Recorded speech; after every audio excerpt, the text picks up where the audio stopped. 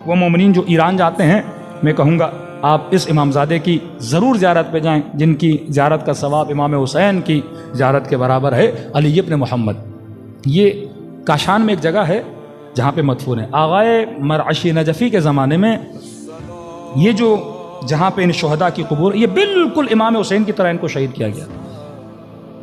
تقریباً یہ 80-90 ساتھی تھے آپس میں جن کو شہید کیا، اور سیم امام حسین کی طرح ان کا گلا کاٹا گیا اور ان شہداء کو بے دردی سے شہید کیا گیا۔ یہ فرزند امام محمد باقر ہے۔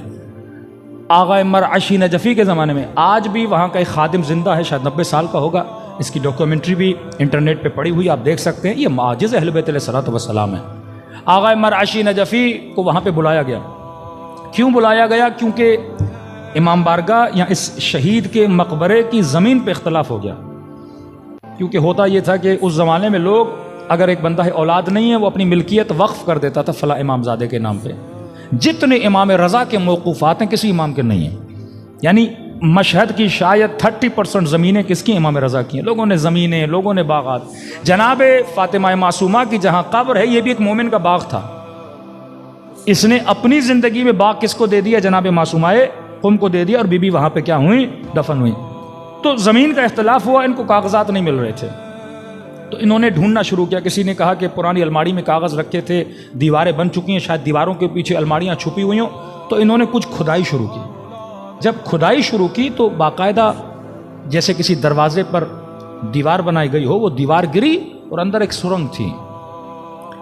اب کسی کو جرت نہیں ہو رہی تھی۔ ایک بندہ اندر گیا اور اس نے دیکھا وہاں پہ کوئی 27 کے قریب 28 کے قریب تابوت پڑے ہوئے ہیں۔ تو یہ خوف کے مارے باہر آیا اور انہوں نے کہا کہ قبلہ ہمیں جرت نہیں، آیت اللہ مرعشی نجفی کو بلایا جائے۔ آغائے مرعشی نجفی کے زمانے میں وہ کاشان گئے، تو وہ خود بہت بوڑھے تھے، اگر وہاں جانا چاہتے تو تھے، لیکن انہوں نے کہا کہیں زخمی نہ ہو جاؤں، لہٰذا میں اوپر ہوں۔ انہوں نے اپنے نمائندے کو نیچے بھیجا کہ اندر جو کاغذات ہیں وہ بھی لے کر آ اور بتاؤ اندر کیا ہے، کیونکہ کسی کو نہیں پتا تھا اس دروازے کے اندر کیا ہے۔ یعنی جہاں ان کی زری ہے، یہ نیچے ایک سرداب ٹائپ جگہ ہے جہاں کا دروازہ ٹوٹا تھا۔ تو آج بھی وہ خادم حرم زندہ ہے جو نیچے گیا تھا، اس کی ڈاکیومنٹری پڑی ہوئی ہے۔ یہ کہتے ہیں جب ہم اندر گئے اور سرداب کے نیچے کئی تابوت پڑے ہوئے تھے، سارے جو تابوت تھے ان پہ کیلیں لگی ہوئی تھی، بند تھے، لیکن 3 سے 4 تابوت کھلے ہوئے تھے۔ تو کہتے ہیں جب ہم نے تابوت کا تختہ اوپر سے ہٹایا تو ہمیں صحیح سالم جسم اس تابوت کے اندر نظر آئے۔ کسی کے سر پہ چوٹ تھی، کسی کے بدن پہ زخم تھے، بالکل صحیح سالم۔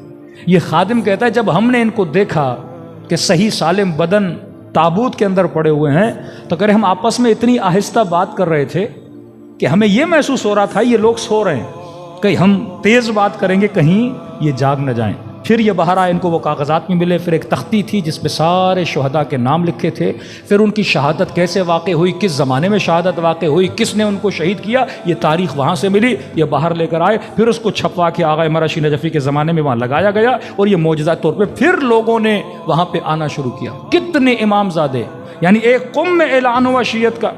قم کے جنوب میں آپ جائیں کاشان، قم کے شمال میں جائیں شہر رے، یعنی قم سے شیعت نکلی کاشان تک گئی۔